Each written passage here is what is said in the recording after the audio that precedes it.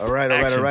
Action. Welcome back to another episode of Pain Points where the world meets business. And as you can see, I am traveling all over the world, but I'm not with my main man, Samson Jagoras. How are you this morning? Hey, I'm good, bro. But this is actually a vision that we've had for the pod long term, right? To be able to be dynamic as we're moving about the country and still be able to produce a great show. Obviously, we love being in person to do a show, but turn off your Ring doorbell. I'm just out seeing the people, like I turned it off. Okay, well, this episode is going to be sweet because we got a bunch of different things. I love how I said it's going to be sweet because we have a bunch of different things. We always have a bunch of different things to touch on because we're talking about the ever-changing landscape of business. But here's our rundown for today, and then I'm going to open it with a quick story. So today we're going to talk about UAB football, and for those of you who don't know, that's University of Alabama, Birmingham. We're going to talk about the real impact of Caitlin Clark and this phenomenal rookie class. We're going to just look at some of the high-level numbers and why the WNBA should not mess this up. And then Samson's going to talk about the greatest NIL marketing strategy we have seen since the inception of NIL marketing. And what that means for the future of NIL marketing. Then we got Jack Dorsey giving us a pretty stern warning about AI. And as someone who has been in the space for a long time, he is a credible voice, although he doesn't get a lot of the headlines like Sam Altman and other people. He knows what he's talking about. We're going to talk about the future of prisons, something that's trending online. For those of you who are looking for jobs, you can always just go be homeless because we're going to cover a story in LA that should blow your minds of what we're doing with our own money, and it's being voted for by people of California. And then we're going to talk about Thursday's debate because we need to talk about that as entrepreneurs, but some of the stipulations and how that's going to shape out for the two candidates. If Trump wins, apparently there's going to be some big blowback, and one person took to the internet to share that, and I hope he's under investigation by the FBI. And then we're going to talk about the 10 Commandments being back in schools, a brilliant idea from a concerned parent with movie ratings, and then we'll close out with some things you need to be looking at as you start making good money in business. There's a list of 26 things you need to absolutely invest in. So we're going to dive into that. But before we jump in, you started with a story, and I told you to wait for the pod, and it involves somebody getting scammed out of $60 million because of AI. Correct. So a friend of a friend was sharing a story with me last week, and we were just talking about AI before we turned on the pod.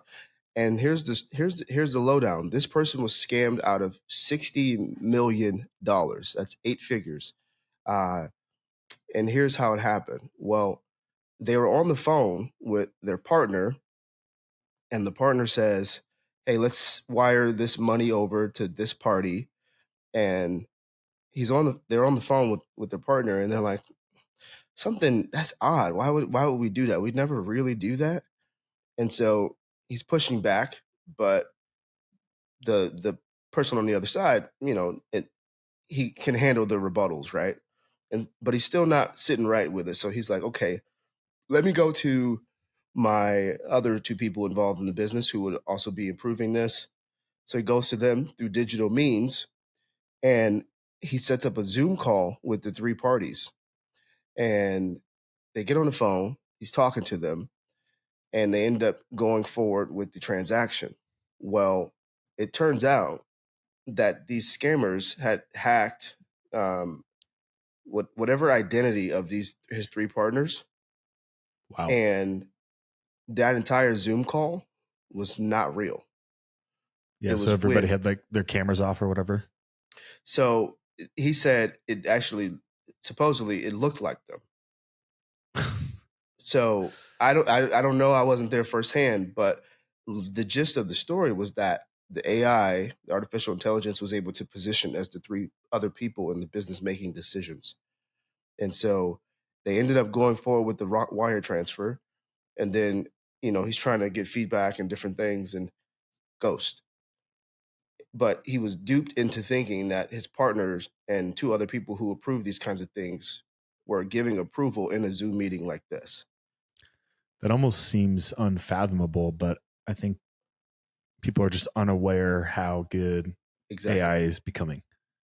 Yeah. And so but we saw that with like Microsoft. They're rolling out some things where you can literally create avatars and stuff from a picture and your voice. And so, I mean, I was just using Speechify, and it's pretty good with my tone, my inflection, my cadence when you talk.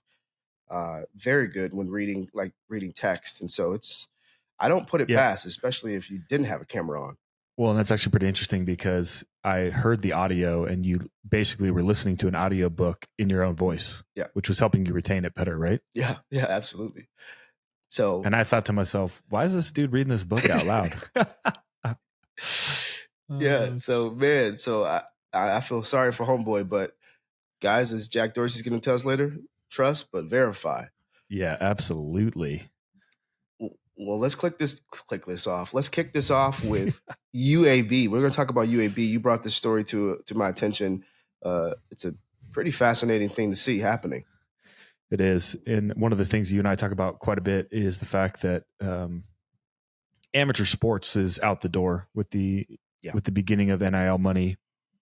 And I think as somebody who played collegiate athletics at the Division I level, or even the Division II level, because I started there and transferred up, they don't call you an employee, but you're definitely an employee. They have a lot of control over your life, your schedule, what you can and can't do.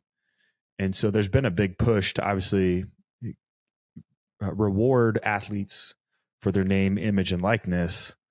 But at the same time, if I had somebody who was a 1099 contractor and I started treating them like an employee, then I would potentially run the risk of having to move them to a W-2 and pay them as a W-2, which means taxes, insurance, benefits, et cetera, potentially. Right. And so UAB made a big move. There's a movement going out there called athletes.org, which is basically trying to unionize all of college athletics. And in this particular case, the head coach who came from the NFL, where they do have a players union. Trendy? Correct. Yeah. Okay. He was advocating for them to actually join athletes.org. And so this is a huge move and potentially game-changing moment for all of college athletics as we see all of these colleges start to unionize. So what's interesting about Trent Dilfer is he's coming from the professional arena, coming downstream and encouraging his players to take advantage of joining the union. Yeah. So I think C-Rock just pulled up athletes.org. Yeah. What is it? I think the mission. So it says protect the future of college sports right down on the second byline. For over a century, the NCAA has represented the interests of its members, the schools, making them the sole decision makers and governing body for college athletics. Excuse me. My bad. Jeez. The conferences also protect the interest of its memberships, the schools. The athletes' perspective has been neglected, resulting in their interests going unconsidered and them being denied the opportunity to participate in the wealth they help create. Now college athletes have an organization that represents their interests solely. Athletes.org is committed to bringing all college athletes together into a player association. Yep. Wow. So my class was actually one of the first classes that started the whole NIL movement, because when I came out of college, I was probably like 2 years removed. There was a class action lawsuit against the NCAA and EA Sports, because the NCAA was making a mint on EA Sports for the NCAA college football game. And I mean, all the way down to, it looked just like me, other than it just didn't have my last name on the jersey, right? And so I think I got like $750. Let's go. Got some books. But I think it helped me pay my rent when I first got out.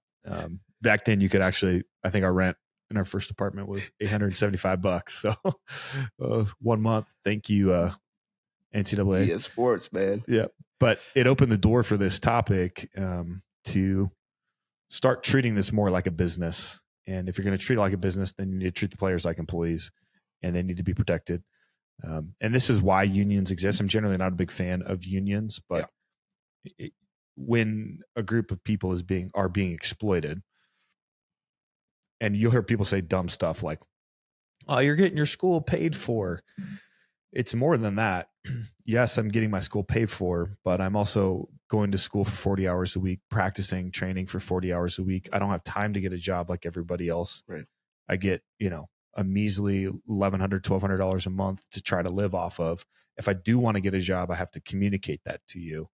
Right. And so now that they opened the door for name, image, likeness, and I can go get sponsorships and all that, now all of a sudden they basically just validated the fact that you are your own person, you are your own employee, and the school doesn't have control over that. So I'm excited to see where this goes.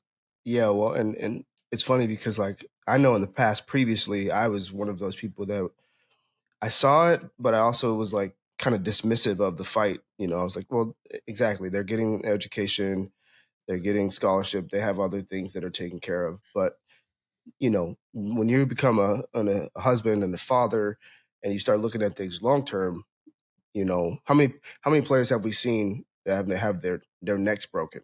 There's been a few over the years, right? Or these catastrophic injuries, or long term damage, right? long-term damage, or things that I deal with today, right? Yeah, or some false accusation, or some just things that happen that affect their future. They get in one incident and their draft stock drops from the first round to a third round, and there's just so many different things that happen.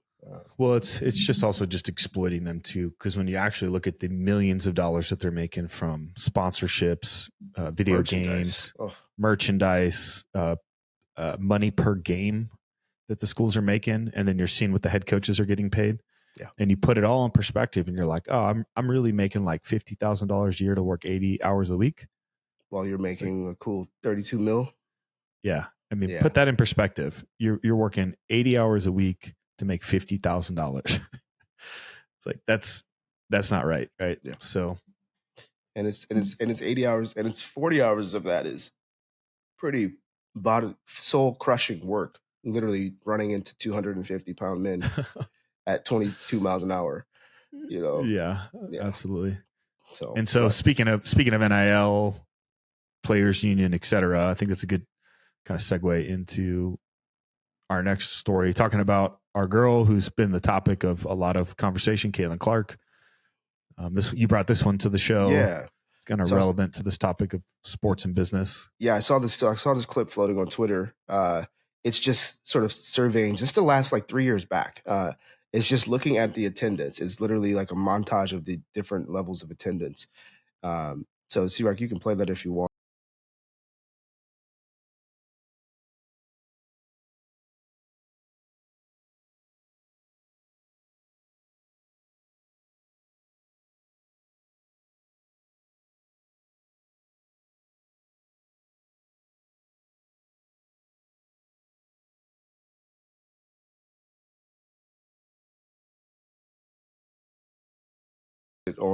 In terms of growth, and there's a lot of business principles that don't change, and it just revolves around the customer and the product. And so obviously WNBA has some wonderful things on their hands with Caitlin Clark, Angel Reese, the now injured Cameron Brink, first the reigning MVP, I forget her name, Ajay Wilson, I believe. She's actually a beast on the court, but the product has evolved, and it's got flickerings of being the 2.0 version if they don't mess that up, which we've talked about. We've talked about that on the pod as of recent weeks, just because the rest of the world is talking about it too, and I think mostly because they just have such a significant platform within the middle of the wokeness. There's some good things that can come out of the spotlight being on these women if it's handled right. But one interesting thing to note is I just went to the website, WNBA website, and they post these public numbers, and you may have heard these numbers, but viewership or the watching of actual NBA games is up 156% from last year. Wow. And WNBA arena, this is as of May, WNBA arenas are being filled to a 94% capacity, up 17% from last year. And then across, major networks, WNBA games are averaging 1.3 million viewers, tripling last season's average. I mean, here's a tell. I saw somebody in my network post the other day. Their son was a huge Caitlin Clark fan, and so they went out of their way to go to a game. So, I mean, for boys athletics, basketball players to be hyped about female sports like that is unbelievable. It's exciting to watch.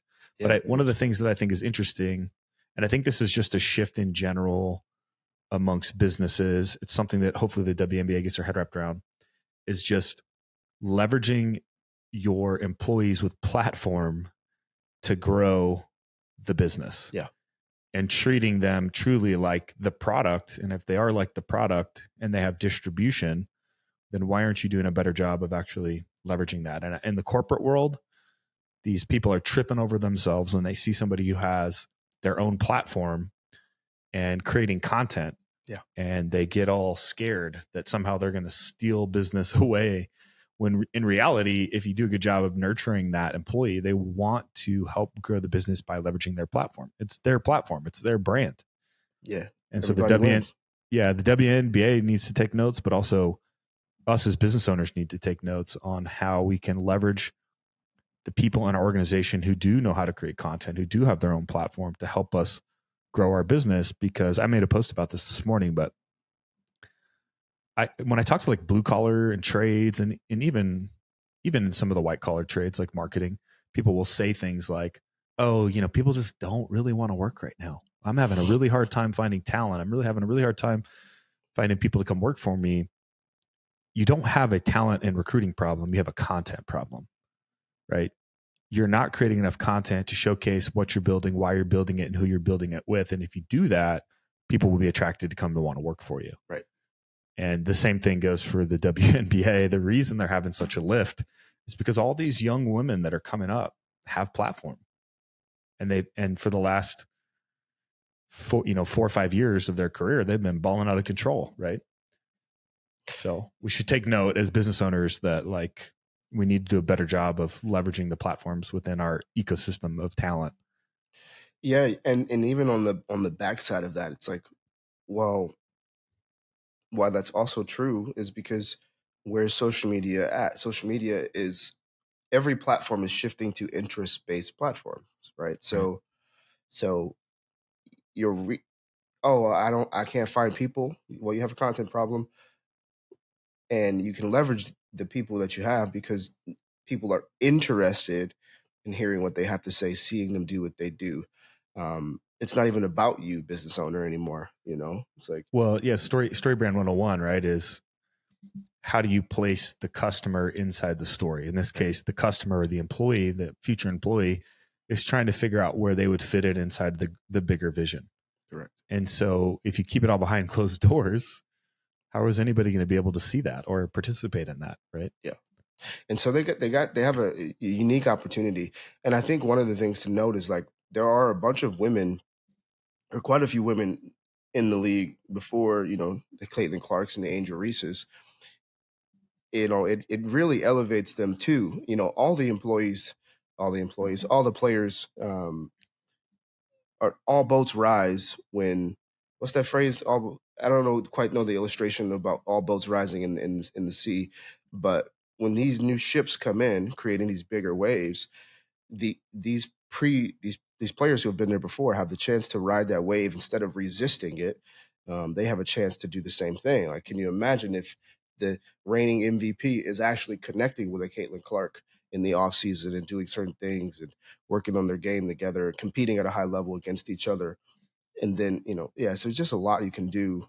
Could you imagine if in college these ADs and athletic departments went to all their top players with platform and said, hey, we want to broker a deal with you. We're going to pay you to distribute and promote across your channel to better help the school gain more traction, more reach. And we're going to actually come up with a real brand strategy. Nobody's thinking like that because they're not creative, which, speaking of creativity, I saw this incredible post. It's probably the best NIL marketing to date. Cole, you want to bring it up? Wait, what do you got for us? Did you look at this yet? I purposely did look at it. Okay, perfect. Yeah. So I'm going to see if you get it. NIL creativity at its absolute finest, the greatest NIL deal ever. The company here is the Iowa Pork Producers, and they've signed 4 in particular Iowa State football players: Miles Purchase, Tyler Moore, Tommy Hammond, and Caleb Bacon. Purchase, Moore, Hammond, let's Bacon. go. Let's go. I'm mind blown. Boom. Absolute genius. Yeah. So, NIL, I think like those guys aren't big name brands, right? But in the Midwest, when it comes to farming and ranching, obviously pork production, beef, cattle, corn, wheat, those are all really big commodities that we produce in the Midwest. And so they came together and with some creativity and sponsored all those guys intentionally to create this awareness around just buy more pork, eat more pork. I love it, man, because it goes back to what we were just talking about, where, okay, you may not have the on field performance, but you actually still set up the brand, the team, and the players. Everyone still is in a position to be elevated, not just monetarily, receiving monetary benefit. Now we're going to create a content series where we follow Purchase around because he doesn't really play, but he's taking us on the inside with the team. Whatever it is, it's just like it's amazing. It's great. And how many creative things can they do with bacon and ham amongst all those players from a brand strategy standpoint? Right? Absolutely. It's unbelievable. Yeah, that's pretty sick. Yeah. So sick. as a brand guy, I knew you would love that. I loved it. I thought, man, that's incredible. Was it Iowa Farming? What is it? What was the name of the company? Pork producer. It was the Pork Producers Association. Yeah, shout out to you guys embracing it. Somebody listened to somebody's granddaughter and was like, "We're going for it." Good job. They need to get more creative young brand people in there to better leverage NIL, because I think that people just think that throwing money at somebody who's got a platform, who is a big name or who's coming up is enough, and that's not enough, in my opinion, unless it's like a Dion. But even people don't have Deion Sanders money. Yeah, and even then, that era is slowly winding down. Correct. Actually, rapidly winding down. I mean, there's a reason why the Hollywood celebrities are now going on Twitch streams. Right. It's like that era is closing quickly. Well, and people are getting scammed, right? I mean, look at FTX and Tom Brady. Correct. Right? Oh, everybody followed suit and said, well, we should go do that because Tom Brady did it, Yeah. So that just associative, this person's successful, so I'm going to do what they do because I want to be like them type of marketing is not enough anymore. Well, okay, so the next story we're going to talk about is AI, but here's how it connects to what we just got done saying. So Jack Dorsey is going to say something, don't trust, verify, which if you're in Bitcoin spaces and crypto, you've heard that phrase before, financial spaces. But that's a similar thing that's happening in the content space. So previously, you could have a Tom Brady and FTX, and I'm in behind this product. You just trust me. Well, now what's happened is because of content, people are getting more access. They're seeing behind the scenes. And that's where the attention and the trust is actually being built and the credibility. And so, as I pointed out before we hit this part, you got celebrities now going to hang out with Kai Cenat, for example. Right. That era of like, I just show up and I'm the celebrity, it's over. Now they're engaging with the streamer, his audience, doing challenges and throwing cold water on people who fall asleep. Like that's the don't trust but verify being played out just in the content space. But here's Jack Dorsey talking about it as it relates to artificial intelligence and technology as a whole. Don't trust, verify. So even this talk, everything I've said, don't trust me. You have to experience it yourself. And you have to learn yourself. And this is going to be so critical as we enter this time in the next 5 years to 10 years, because the way that images are created, deepfakes, videos, you will literally not know what is real and what is fake. It'll be almost impossible to tell. It will feel like you're in a simulation because everything will look manufactured, everything will look produced. And it's very important that you shift your mindset, or you attempt to shift your mindset, to verifying the things that you feel you need through your experience, through your intuition. Because all these devices in your bags, in your pockets, they're offloading from that image of the neuron I sent you. And because all these things are on your phone now, you're not building those connections in your brain anymore.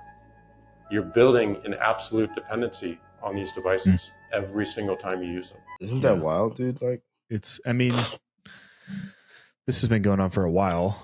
Obviously, fake news, deepfakes have been floating around. The scale with which it can be done today, I think, is what's most concerning. Yeah. And I feel like, and it's part of what we're trying to do on this podcast, is to force people to start using their head and take their head out of the sand, be more involved, be more active, actually do the research, understand what's happening in the news as it relates to economics, politics, geopolitics, cultural worldviews, technology, to see the bigger picture, right? To have a more first principles outlook, because people will assume that everything that they read on the internet, or they'll just respond without actually thinking that it's a material fact. And that is very dangerous, that type of bias for a culture. But it's very dangerous even for our business if we're making decisions off of something because of our bias and the content supports our bias and we didn't actually try to determine. I saw a video yesterday. It was the Pope walking up to the altar, and the videos were side by side. On one side, he set down what he was holding, which I think was like the Eucharist, and he like pushed it forward. On the second one, he pushed it forward and he pulled the entire tablecloth out from underneath the altar and then walked away. You couldn't tell the difference between the two, other than somebody said this one's the fake one, right? Well, I in that statement from Jack Dorsey, I think one of the things, if you didn't catch, not if you didn't catch it, Samson, but if the listeners didn't catch it, was he's actually lobbying that your great advantage for deciphering what's real and what is not fake, what's real and what's fake, is to actually spend time off of your device. Right. That builds your brain's ability, your cognitive ability to leverage said intuition, as he referred to it. And so I thought that was an interesting thing to catch from that statement. Those statements is that he's actually saying get off the device. But secondly, part of me, I think it's kind of ironic though, later on, how influential people kind of have this arc, their careers and life paths change before us. I think it's interesting though that he's sitting there saying that despite being one of the people responsible for such dependency on the device in a way, obviously it's not him. It's not him, but I think that's an interesting piece. One, he's saying that as a person who's been in it, but he's also saying it as a person who's benefited from it too. And it's just a few different layers. I was just listening to that clip of thinking about, like, man, one, he knows, he's seen it up close. He's been in some pretty serious meetings, but also he played a part in the development of this era per se. So, which is why that wording carries so much weight. Exactly. Yeah. So get off the device, which I really appreciate that, which we're seeing that anyways. Like, think about it. Like, your brain, it's like I was telling someone, actually, I was looking, Cole C-Rock, our guy behind the scenes, was showing me, he cataloged all of his videos since he started making videos, which is actually pretty sweet. And he put them all on the timeline. And you could see how in the beginning, when he's just starting, and the blocks of footage are longer blocks of editing and footage.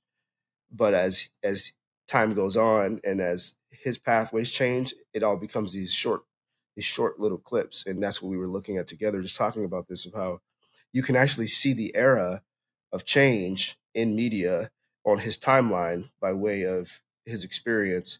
You could just see it. It went from long form to short. And I thought that's just interesting, because that is very much so our brains, right? When we sit there scroll, it's like start, stop. It's like, how can you possibly pay attention to what's happening around you? Yeah, and you're seeing more and more about dopamine deprivation and addiction. And so if you're constantly getting the dopamine hit from the screen content, it does mess with your brain. It's almost like that high. So even for myself, I've been trying to get out there and touch more grass. I've been trying to get out there and put my feet on the ground every night before I go to sleep, because I'm sitting in an office all day. I'm consuming content. I'm working on a computer. it grounds you back to reality as well. Yep.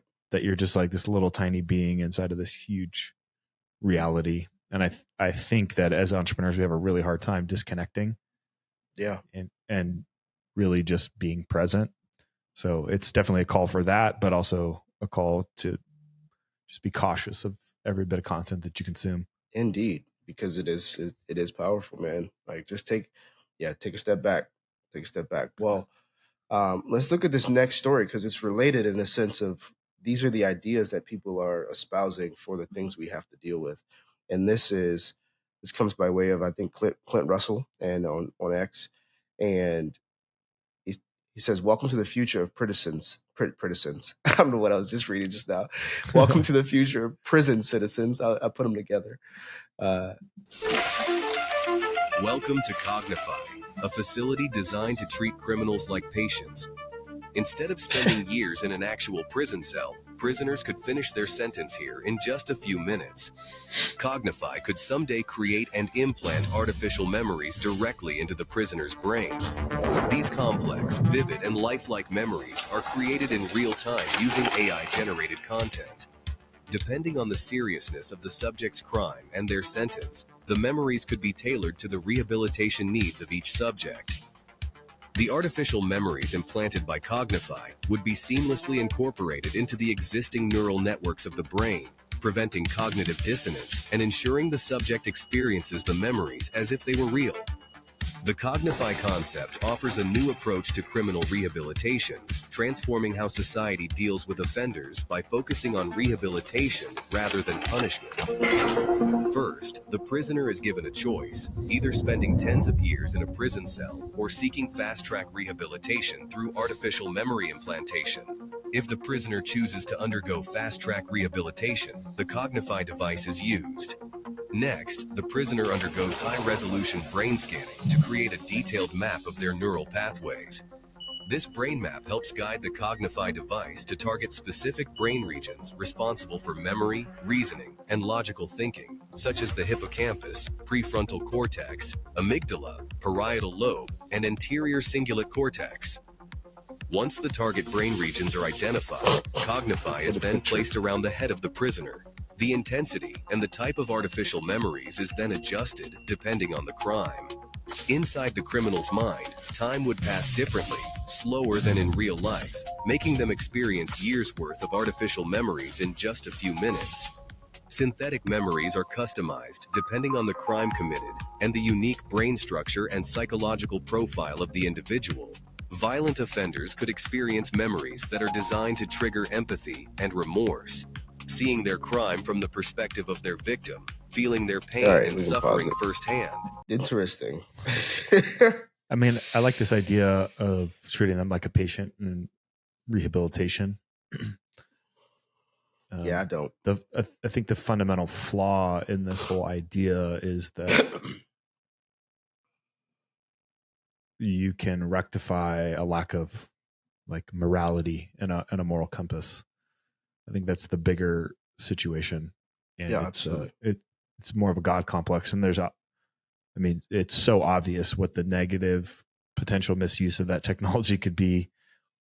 Well, why don't we just prevent that, right? Why don't we just shape people's memory so that they don't become criminals? Yeah. And so at what point do we cross that bridge where, an ounce of prevention, and then who knows what else they're implanting into our brain? Well, I think too, it's the, what's funny in our social world, our social heavy world, is the commenting nature of things, where these things that oftentimes seem like you're being hyperbolic when you say them or come up with an idea, or you get labeled, tinfoil head or conspiracy theorist. Yeah. And there are people who legitimately are out there making this their aspiration to make that said thing possible, because they have the resources and so on to do so. If you have the world's resources at your grips, you think you're just going to sit back and you're going to try to find out what's possible to do with these things. And so I just think it's interesting that, the dismissive nature of some of these ideas, our dismissive nature towards sort of novel ideas or ideas that seem like they go beyond our bounds of what's possible is just rapidly encroaching upon us, that we'll have to consider these things. And then to your point, um, the moral compass, it's a very interesting thing because uh, on the other side of that is the person who is the victim, or the person who was harmed, and it's our way of actually playing God. I'm going to curtail what justice actually looks like. Um, yeah, I'm gonna first of all, it's not a groundbreaking notion to treat prisoners in a more humane way. Cognify kind of leveraged it as that. It's not a groundbreaking thing. There's tons of programs around the world that show that um, certain ways of treating people who have committed crimes, who are offenders, what happens is, the West in particular, we send people to these prisons and we don't treat them like that. Like, you don't have Yeah. to baby them, you don't have to pacify them, but you can, if you strip offenders of their dignity and the fact that they're made in the image of God, despite their violent crimes or their heinous crime or whatever it is, that's where you see a system that puts out people that are, animal like, or can adjust to being around other people, being back in repeat offenders and recidivism. Like, you can't, it's because you strip people of their dignity. You strip people of being made in God's image despite their choices. And Right. so technology, yeah, you're going to use technology, but you do in fact have a God complex. So you were spot on in saying that. I also just wonder if you know that you're going through this treatment and that it's not real, does it actually prevent you from repeat offending? Yeah. Right? Minutes. I mean, time is one of those things that as human beings we don't entirely comprehend or understand. Yeah. Until you're actually in it, right? Until True. you're on a 3, 5, 10-year sentence. Right. There needs to be some real repentance created. Right. And if I can just reset, oh, it's okay, I did this thing and I can just go right back, or I can get this treatment, or I can opt out for that. Does it change the dynamic moral compass landscape? Yeah. Well, there's also a faulty notion in there too, that like, just because you would have pleasant memories, you wouldn't still be able to do something again. Like, Correct. it's like, how many people do we know from who have decent, they have had good lives, might make a choice that ends up, harming someone. That's, well, I think deep down everybody's capable of those things if they actually get to the dark place. Fallen, right? Yeah. So just because you have the good positive memories doesn't mean you're not going to go back and do some crazy stuff. Yeah. Oh, I got a bunch of empathetic memories. Doesn't mean I'm not gonna get drunk and that, drive a car and kill someone. Am I not gonna, right? So it's just like, it's funny. This is the ideological war that we as entrepreneurs and just people in general, but we as entrepreneurs pertaining to the show have to engage with. That's why we feature these things, is because there's ideas behind these things that we have to consider. You don't just have to consider whether or not that's relevant to you. Oh, I'm never going to jail, or those kinds of things. It's just that these are ideas that are, playing out in the world around you that ultimately will impact your business. Right. So very interesting stuff.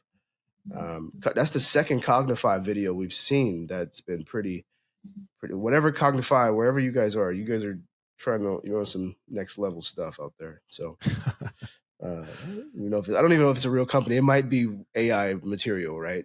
Hence Jack Dorsey saying it could be a whole different thing just out there to get engagement.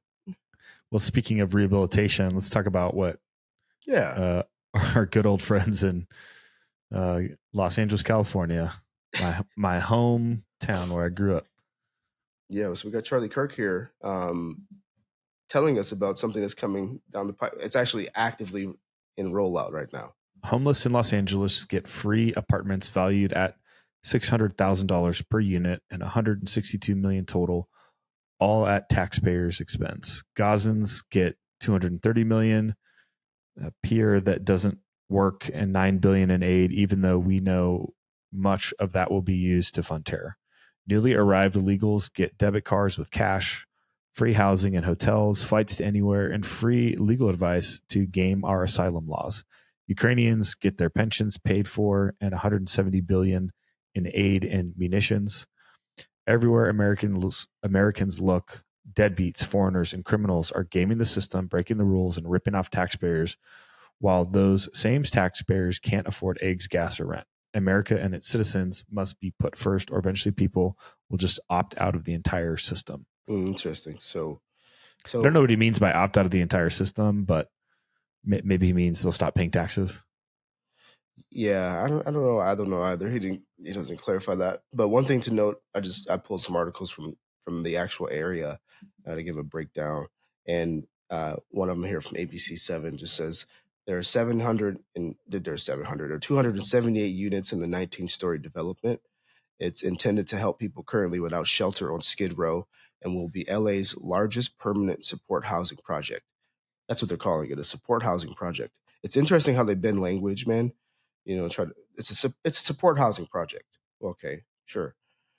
The building will have an entire floor of offices and for caseworkers, in addition to a list of impressive amenities. But here's an interesting piece. The $165 million project is receiving permanent financing from Proposition HHH, which voters overwhelmingly passed in 2006. And the new tower is also receiving state housing funds and $56 million in state tax credits. So let's play the video that kind of walks us through the actual support housing project. Happening today, a grand opening for a high-rise homeless shelter featuring apartments with skyline views, a gym, even a cafe. Eyewitness News reporter Mark Coteropolis joins us here in studio with details on this. We're going to show you what $165 million will get you. It's considered affordable housing, but the cost to build this type of a project, it still adds up. Each unit costs nearly $600,000, and it's being funded by taxpayers. Take a look at the images here. There are 278 units in this 19-story development known as the Weingart Tower. It's intended to help people currently without shelter on Skid Row. This will be LA's largest permanent supportive housing project. There is an entire floor of offices for caseworkers, and the list of amenities is pretty impressive. As you mentioned, there's a gym, an art room, a music room, and a computer room and library. People living here will enjoy 6 common balconies and a cafe. The $165 million project is receiving permanent financing from Proposition HHH, which voters overwhelmingly passed in 2016. The new tower is also receiving state housing funds and $56 million in state tax credits. The grand opening set for later this morning. Several elected officials are going to be there, including Los Angeles Mayor Karen Bass. And guys, this is really just the beginning. There's more planned. Another tower more than a year away, but it's under construction. So, I mean, I think noble cause, and I'm for rehabilitating people, and obviously give people a step up in their quality of life and experience, and they can start to see the world in a different way. I wonder what the way to determine who gets in, who doesn't get in. Right. That's 278 units. The data shows, I just looked this up, there are 75,518 people who are homeless in the county, right? Los Angeles is massive. So we just saved 278 people. That's like a drop in the bucket, and it cost us $165 million. So noble idea, and I think it's a move in the right direction, but poorly executed, as are most government initiatives. Yeah, dude, where they have no concept of how to actually spend money. They think that just because you give somebody a house and put them into a better space that you've solved the problem. It's like not necessarily. Yeah, and to be frank, man, like there's somebody's getting their pockets lined in these kind of projects. Oh, 1,000%, because the developers using all state and taxpayer money to build it, right? And yeah, dude, it's bogus. Like you said, noble intent, but that's foolish implementation for sure. Yeah. Like I'm just gonna call it what it is. They got enough money mismanagement problems in the state of California. If I was you guys, I'm living in California. I mean, I won't dare say anything like physically needs to happen, but y'all need to act like y'all actually care and y'all tired of being taken advantage of, because this is just right in front of you. This is your own money. It's funny because we say like taxpayer dollars, we don't really outside of the actual taxing when you go to you get a paycheck or you look at your what's on the back end after running your business. Taxes, it almost seems at a distance, right? It seems at a distance, and so I think we use these phrases of like taxpayer money, taxpayer money. Well, the truth is, most taxpayers don't feel that usage of that money. They feel it down the line. And so, when people are saying this stuff, it's like, oh yeah, it's taxpayers' money. Yeah, I support it. It's like, no, you don't understand. Like, future money is still future money. Well, and think about it like this: 278 units, $165 million, and that project probably took 3 years. Yeah, to get all the way through the planning process, all the way through the build and development process. So, how are we going to overcome 75,000 in homeless? You know how we're going to do it? There's a young entrepreneur out there, or even an older one, and we're talking to you. You can see this. You have some smart ideas out there, some God-given ideas on how to solve this problem. You're going to go do it. The same way Elon did it with the rockets and everything else when the government was saying it's going to cost this much money, go out and do it. We're rooting for you because it's possible. Yeah, there's 9.72 million people or more in Los Angeles County, right? Yeah. We're talking about 75,000 people. It's a very small percentage of the population. It's just when people are homeless and they don't have a place to go, right? They tend to land on the main thoroughfares where these people tend to live. Right. But we're really only need to solve the problem for 75,000 people out of 9.7 million people. So the way that they're going about it, it's backwards. Correct. All right. Well, let's move on because let's talk about two people who might have something to say about how we go about doing this, or have a say in how we actually address issues like this in our nation. Big week this week for very much so presidential debate. Yeah, and this is the first one I believe happening this early in the game of the election season. And so this article here from Politico, it's titled, "What to Know About the First 2024 Presidential Debate." And I pulled it up just because, admittedly, I personally haven't been paying a lot of attention to this event happening. I know it was happening, but I haven't been. I just haven't been paying a lot of attention to it with other things going on. But I know it's happening, so I was looking at it, and then I was like, "Well, that's interesting." So let me read this article. So Joe Biden and Donald Trump will take the debate stage together for the first time in 4 years as they gear up for the tight presidential rematch. In the days leading up to the debate, the candidates have adopted dueling prep strategies.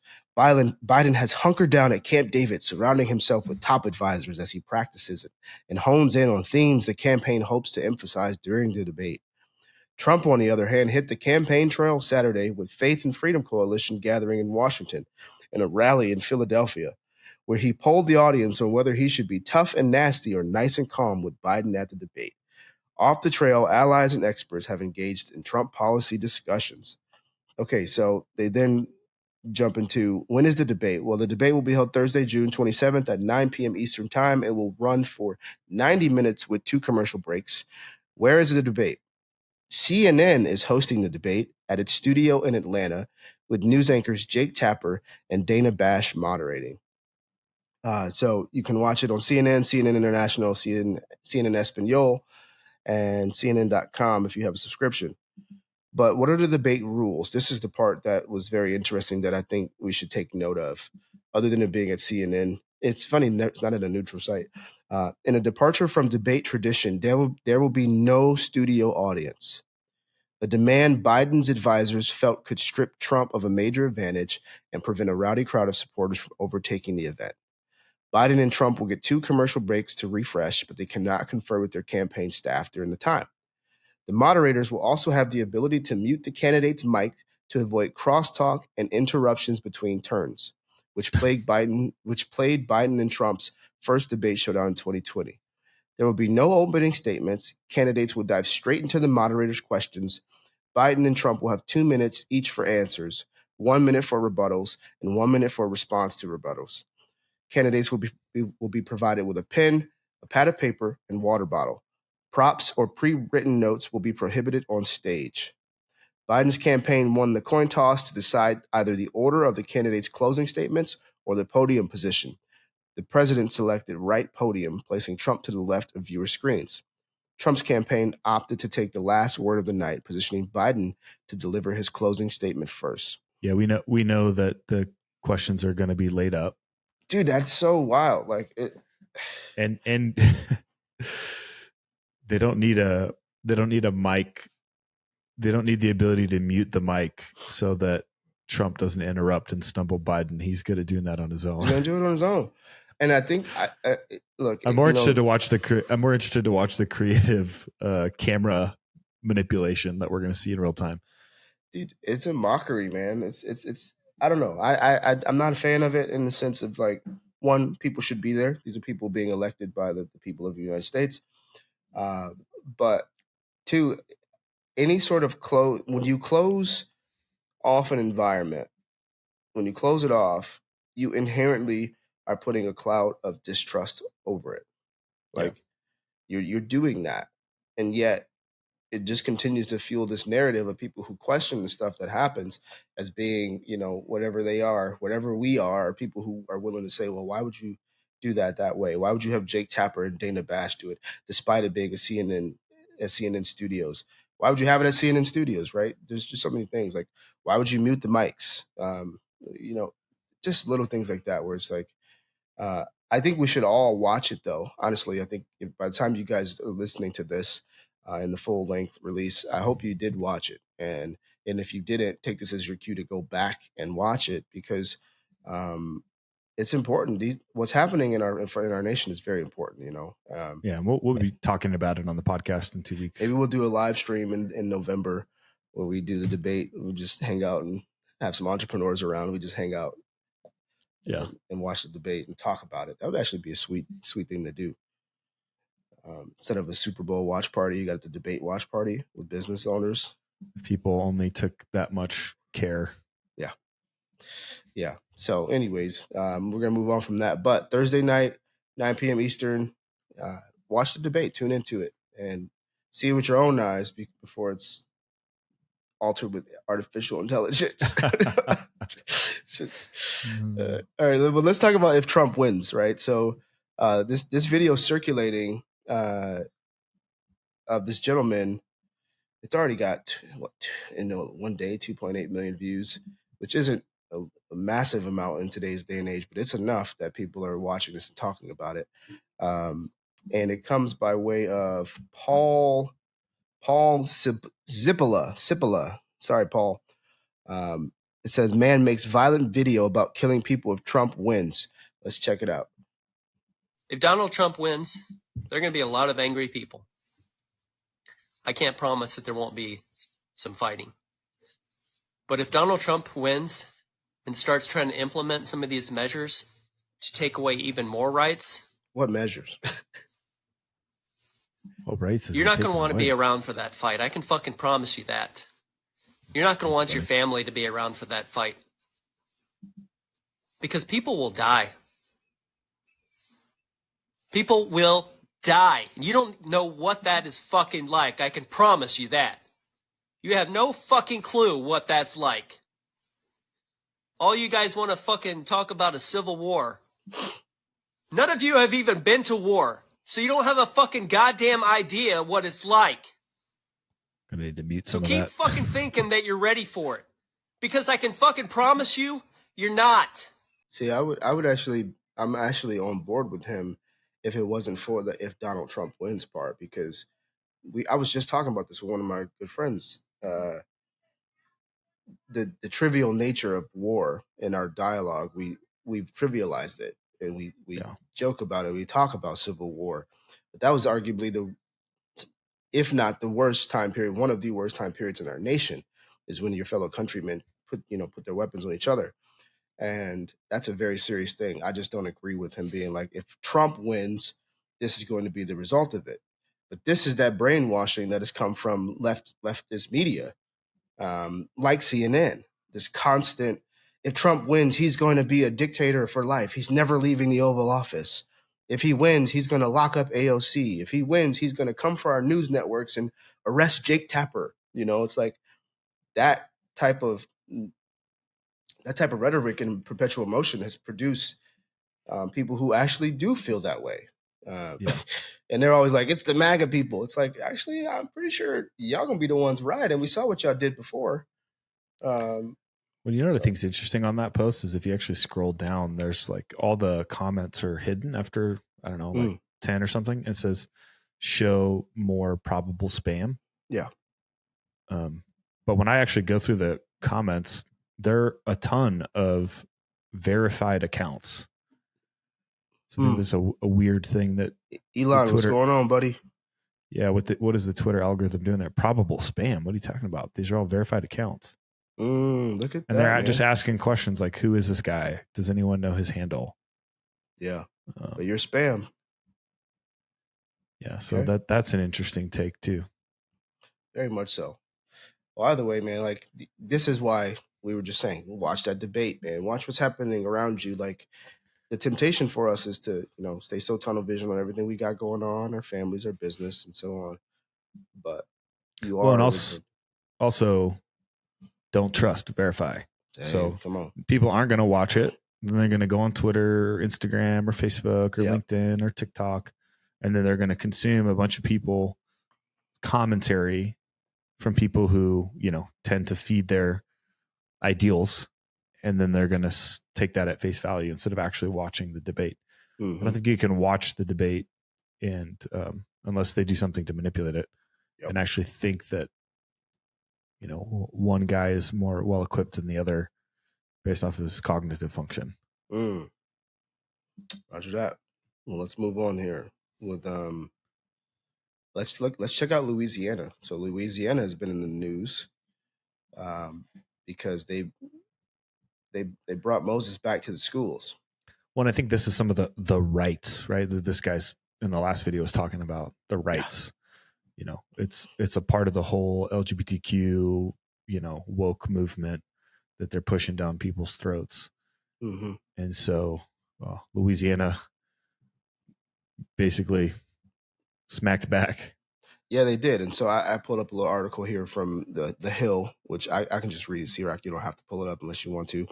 But it says Louisiana has triggered a national controversy with a new law mandating that the 10 Commandments be displayed in all public classrooms. The law signed by the state's GOP governor has been blasted by civil liberties groups, which argue it infringes on the rights of students and blatantly ignores the separation of church and state. That is not what you think it means. The issue will soon be headed to the courts, with organizations such as the ACLU saying they plan to sue the state and Governor Jeff Landry vowing to defend the law. It's also showing signs of becoming intertwined in national political races, with former Trump embracing the law in a Truth Social post. I love the 10 Commandments in public schools, private schools, and many other places. For that matter, read it. How can we as a nation go wrong? This may be, in fact, the first major step in the revival of religion, which is desperately needed in our country. That's a very tone-deaf statement, but I understand where he's coming from. So that just basically outlines it. But they've been kicked back with some lawsuits, as that article alluded to. So some of those civil liberties groups, including the ACLU, filed a lawsuit on Monday, just yesterday, to block the law. They're saying that it's unconstitutional. Plaintiffs in the suit include parents of Louisiana public school children with various religious backgrounds who are represented by attorneys with the ACLU, AUSCS, and then the Freedom from Religion Foundation, and the New York City law firm Simpson, Thatcher, and Bartlett. The display sends a message to my children and other students that people of some religious denominations are superior to others. That is wild. This comes from a Presbyterian pastor who is a plaintiff in the suit and father of 3 children in Louisiana public schools. This is religious favoritism. So they're drawing lines and taking sides on whether or not you can create a law to have the 10 Commandments be back in schools, which we formerly did in a period of time. And instead, we took those down and we put up the LGBTQ flag, and we put pride flags everywhere in the schools, in the stores, in our neighborhoods. But that's somehow, not religious. That's what's interesting, right? everybody always ascribes religion to Hinduism, Buddhism, Christianity, Judaism, being a Muslim. But if you actually look at the definition of religion, right, it's a pursuit or interest to which someone ascribes supreme importance. Yep. That's actually what it is.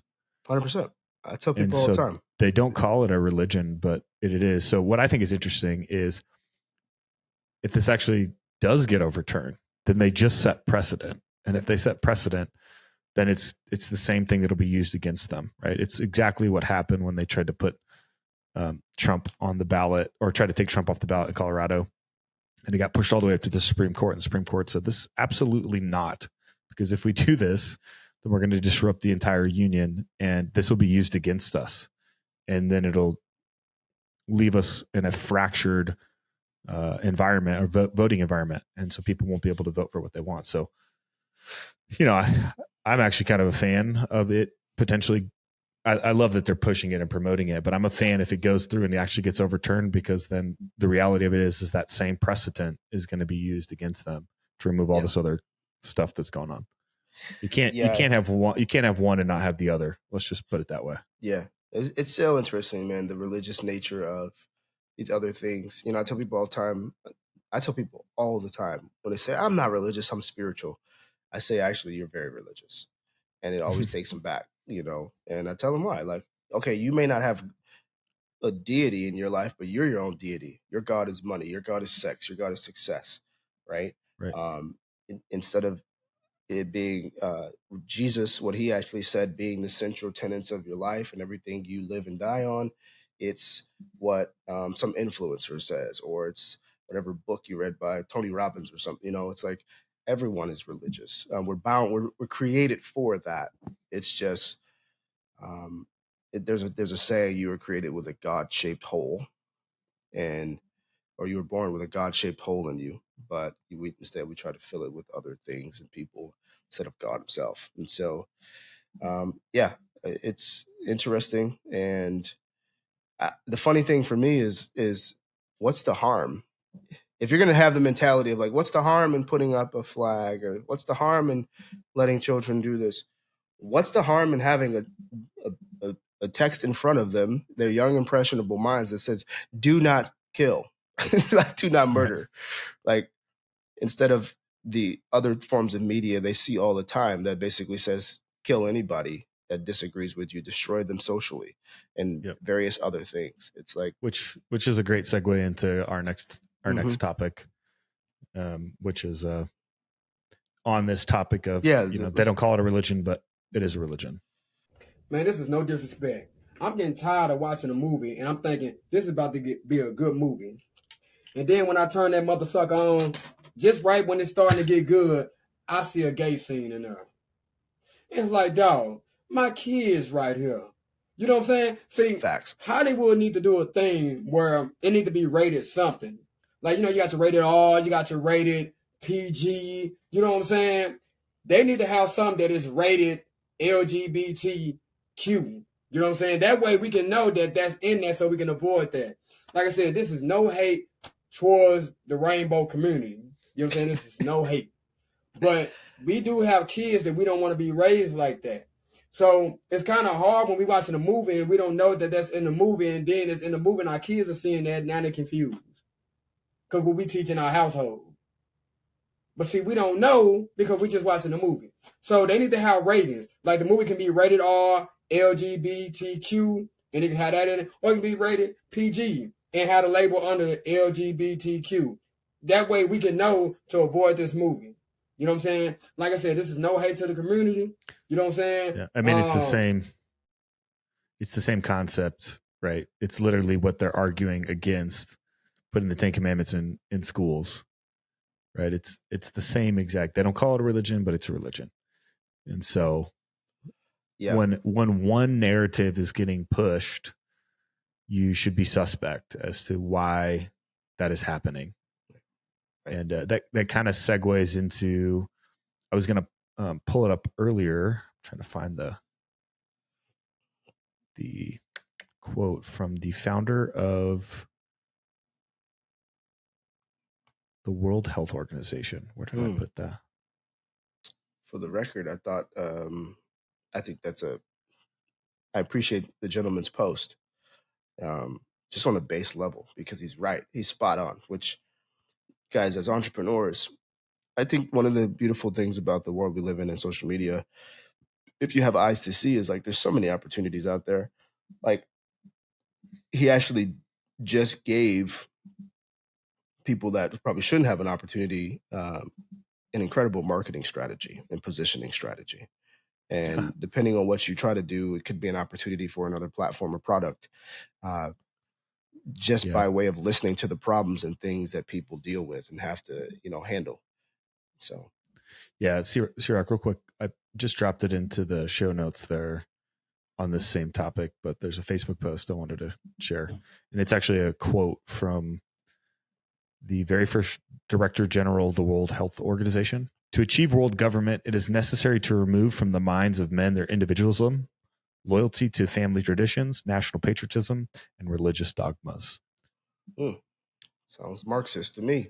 Sounds very Marxist to me. And you just look at everything that's happened around us with this, we'll call it anti-Christian mentality, very pro-religion of LGBTQ, which is supreme importance on self, gender, sexuality, as if that's like the most important thing about somebody. Well, it's removing constraints and authority. That's what it's removing too. Like, that whole LGBTQ, it's removing constraint, it's removing authority, it's removing boundary. And boundary, constraints, and authority have different shapes and forms, whether it be other people in your life, like said parents, like a father, a man. It's like an employer, an entrepreneur, so it's just funny. That's an interesting quote. I'm sure that's not from the last 5 years, right? And that's a long time ago. Right. So I don't know when the WHO was formed, but actually, when was, let's use the internet, folks. 1948. Okay. Yeah, coming off post World War II. Yeah. 1948. How can we make this not happen again? Right. Yeah. All right. Okay. Well, cool. Well, this one you put in here. So this last one, I think, just being candid, guys, I don't want to go through 26 of these different things, but the gentleman pointed out how when you are making good money, you should invest in your health. And without it, you are nothing. He says the first thing you should invest in is blood testing. I'll just cover a couple of them. He says blood testing. He then goes on to say you can't have optimal health without knowing what to optimize. Blood testing is crucial to this. Red color light bulbs were one of them. I'm just going to go through the list of the things. Red color light bulbs, air purifiers, your nutrition, of course. He says improve your water game. And then high quality cacao. It's an anti-inflammatory, antioxidant. Blue light blockers. He says a sauna is something to invest in. Light therapy control. I don't know what that is. It says a laptop and monitor stand so that you can actually get your laptop up to eye level, improve your posture. That's a very simple one, which is actually, it comes highly recommended by a lot of chiropractors I know. Flux is an app that can actually alter the display of your computer at night that controls blue light exposure. Sleep cycle. I don't know exactly if he's referring to an app or just you're improving your sleep cycle. He then says, upgrade your wardrobe game. Indoor plants, they're good for your mood, lessen anxiety, increase focus, and deep tissue massage, acupuncture, cupping, health books, wired headphones. Right. I can't take it anymore. So this is I think the first problem I have. But the point, right? Yeah, the first problem I have, those things to do when you make good money, right? So the first problem with this is I will take care of my health when I make good money. Therefore, I will sacrifice my health in order to make good money. Then I'll go do these things. And I think it was Gandhi who said, what's the most interesting thing about mankind? And it's that he will sacrifice his health in order to make money, then sacrifice his money in order to get back his health. And so let's master some bars. Let's go. He does got bars. Let's master the basics, guys, right? Obviously, sleep, hydration, daily exercise, not cardiovascular exercise, but hypertrophy, and muscle building, right? So let's focus on building muscle tissue. And then let's eat nutrition that supports that, i.e. prioritize protein intake. So owning a training facility, having a master's in sports nutrition, being around a lot of people who are metabolically in terrible shape. The number one problem you see is not actually overeating. It's being under muscled and under eating. And more specifically, most people don't eat enough protein. And so if you do these things that support muscle growth, your metabolism is 70% made up your basal metabolic rate. So if you focus on building muscle tissue, then as a byproduct, you will be healthier. You will be leaner, right? People who have more muscle mass, they burn more calories at rest, right? And so the number one needle that moves your health is actually being less fat and having more muscle tissue. It's also proven that if you have more muscle tissue, you have a 90% higher likelihood to fight chronic disease, cancer, et cetera, because you can withstand any kind of treatment. And so master the basics, guys. Sleep well, hydrate, remove processed foods, try to eat more whole foods, prioritize lifting weights, building muscle tissue, and eat more protein. That's it. And all this other stuff can be optimal. But if you're not even doing that stuff, like nobody cares that you're at a stand-up desk. Nobody cares that you're taking ashwagandha. Nobody cares that you're, doing light therapy, because the biggest mover, the biggest needle that you can move is increasing your metabolism by way of building more muscle tissue. You build muscle when you sleep. You build muscle when you are hydrating. You build muscle when you're fed. You're supplying your body with enough protein. Beyond that, then you can start looking at your micronutrients, vitamin D, vitamin K, DHEA, fish oil, B vitamins. What else? You can throw in some anti-inflammatories like BPC 157, et cetera. But again, if you can't even do the other stuff, that doesn't even matter. That's like a drop in the bucket. Yeah. So that's my rant. Well, guys, that's exactly why I picked this, because I knew he would actually trounce that and give us what we actually need to hear or to consider at greater length than that, because I posted quite a bit. Like blood test, he leads off with blood testing, right? But anyways, don't get me wrong. I'm going to add to that. Blood testing is great. Don't get me wrong. But I can tell you, without even looking at your bloods, that you're not eating enough protein. You don't have enough muscle tissue. You're not prioritizing sleep. You're not drinking enough water, and you're not doing basic things that we know improve your health. So don't wait until you have money to do that. You can do that literally right after you listen to this podcast. Yeah, dude. As I said, I did that so you would purposely actually recenter us. So that was strategic on my end, guys. It just, if you can't tell, it pisses me off because he's trying to sell you something when the truth of it all is nobody wants to hear it. It's just do the basic fundamental stuff. Things. Yeah. Correct. Yeah. What did you say? What did you say? What did we were talking that quote recently. It looks like hard work is dressed in overalls. I forgot what we were talking about. Everybody, it's dressed in everybody wants to do it until it looks like hard work and it's dressed in overalls, right? Yeah. Or it's dressed in overalls and looks like hard work. Yeah, there we go.